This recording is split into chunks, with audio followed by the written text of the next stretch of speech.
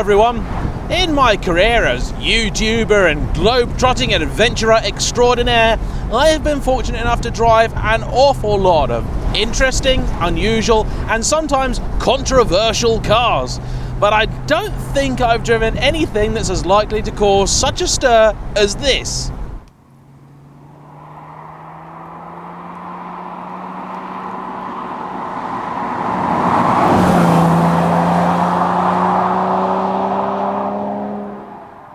What I'm driving today is the Iconic Autobody 387. It is, as you may have guessed underneath all of this, a Porsche 987 Boxster that has been thoroughly restyled to evoke the spirit of the original 356 Speedster. It is the brainchild of a man called Brian. He is something of a legend in the kit car and replica world, or so I'm told. Now, perhaps the most interesting part of this build is the little speedster getup at the back. It's very clever, you see, because you don't always have to drive this car with the roof down. A lot of speedsters are basically an all-or-nothing affair, but the little setup here is simply a few pieces of fiberglass and leather that are easily removed, stowed in a little cubby hole at the front and at the back, and that leaves the original convertible Boxster roof, meaning that you can drive this car, in fact, as a speedster or as a retro-styled convertible. We're going to have to get something pretty big out the way very early on, and that is the price. One of these conversions costs from £58,000 plus a donor vehicle. The donor vehicle in this case being a 987 2.7 litre plain old Boxster with the 5-speed manual. I know a lot of people would probably much rather have the S, myself included, but in some ways this actually makes complete sense. This is not a modification designed for performance. In fact, I know of no performance enhancing additions made to this car. This is nostalgia, pure and simple.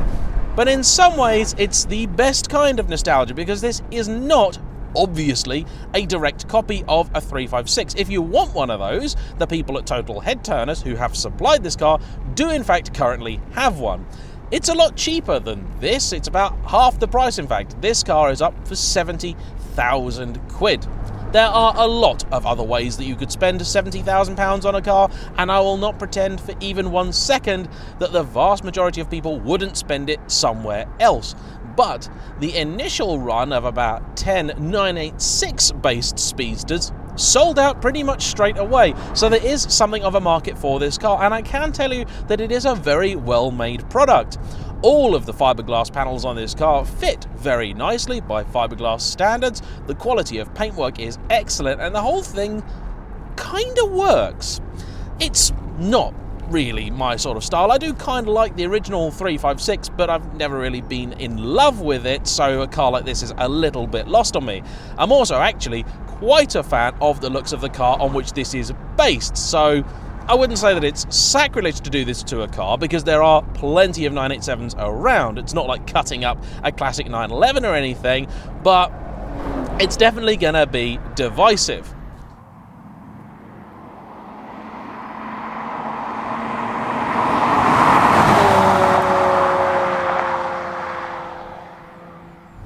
The interior of this car has been left partly standard. I say partly because everything you sort of look at here, with one exception that I'll get onto in a moment, is standard. However, the car has been retrimmed in this very period-correct combination of brown leather and this lovely fabric. It actually all works much better than it has any right to.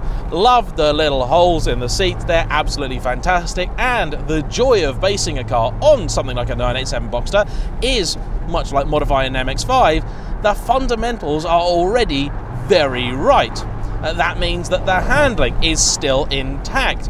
Those wheels, which I thought might have ruined the ride, have in fact done nothing of the sort. I'm also very glad that the person who specified this car has resisted the temptation to put Fuchs-style wheels on it.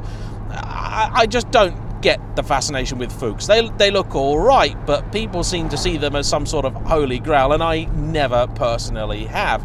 These actually look fantastic, and they must be reasonably lightweight, because the ride, like I said, is not too compromised, despite the fact they are running paper-thin tyres. The car is lower than standard at the front, so you do have to pay very close attention over speed bumps and dips in the road, but for general use there's nothing really to worry about. The oddest thing is the view out the front, because in order to maintain the correct proportions for a Speedster, the windscreen has been completely redesigned. This is a brand new custom-made unit. It's not a hacked up version of the original screen, which has totally wrong rake and everything else. It is a new item, and making windscreens is not cheap or easy. It's heated, and the strange bit about it is the fact that you have this little bar at the bottom where you can see nothing. You do eventually get used to it, but to begin with it's a very odd sensation, because you feel like someone hasn't quite opened the curtains at the front of the car.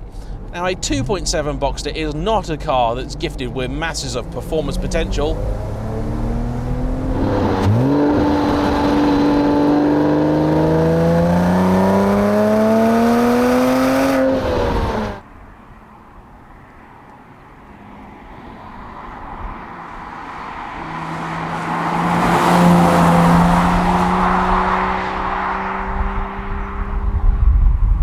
But the joy of that is that you can in fact wring it out, and you need to as well, because the little performance that it has is buried right at the top of the rev range.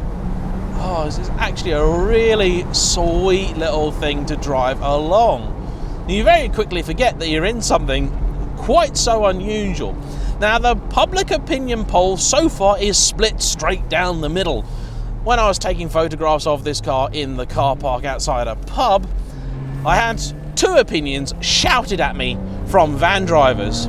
One of them was, "Rubbish car, mate." Only he didn't say rubbish car, he was a van driver. I'll let you guess what he actually said. The other instead stopped his van and said, "That's a really nice car, mate, I love it, yeah, fantastic." So, it's 50-50. 50-50 so far as to whether people love or hate it, and I encourage you all to get down into the comment section below and tell me what you think about it.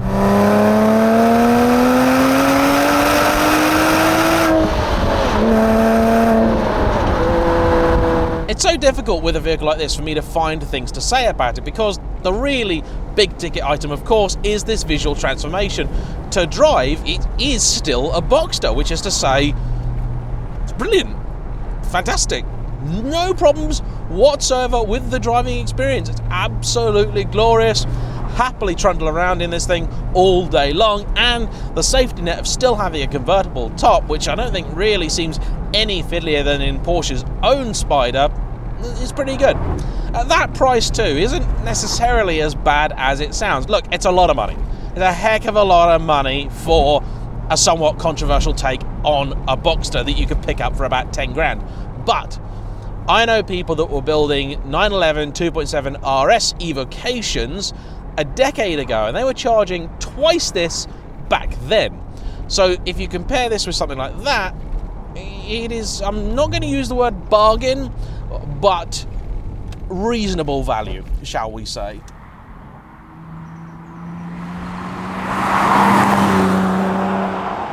The adorable retro-styled little wing mirrors here are actually quite useful. They work far better than you think that they might, and this is just a really pleasant experience. The exhaust, I don't think, has been enhanced or modified in any way. It has some slightly out of place looking carbon tips on it, and it may have been modified to work visually to match up with the back of the car, but I couldn't say for certain. Iconic Autobody are a UK-based company, so it's a product made first in Germany, then remade in Britain, something I can very much get behind. Now, there is another side to their business beyond these. They will also do individual work, they will do custom requests, they'll do prototyping, they'll do essentially anything you want that they can do. What I would be most interested in, if I were after a retro-looking Porsche, I probably wouldn't go quite this far. If I had a 987, I'd look at getting it sprayed in a classic colour, like this stunning silver. I say that as someone that doesn't like silver cars too, but this colour is just right on a car like this. What I'd do is I'd put a set of retro-style wheels, not necessarily these, but retro-style wheels on a 987. I'd make the exhaust a little bit fruitier, and I definitely get the people that Iconic use to retrim the interior, because I love what they've done in here.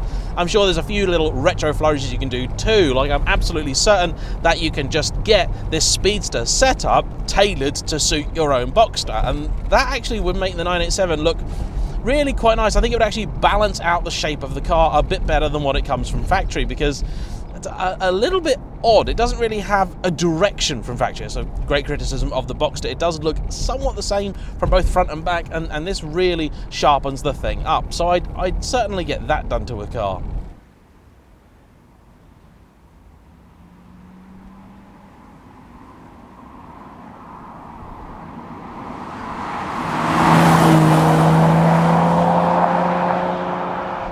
For those who want to go the whole hog though, you could kind of do worse than this, and like I say, the original run did sell out, which proves that there is indeed demand out there. I certainly can't fault the quality of the workmanship, because it all goes together well.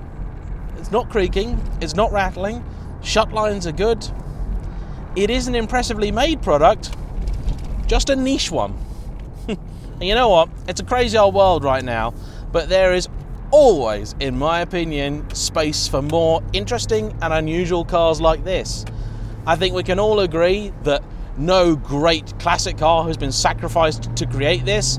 Instead, he's taking something rather mundane and made it something rather wonderful in some ways. Thanks for watching. Please like, comment below, subscribe if you haven't already, and I'll see you for the next one. Bye bye.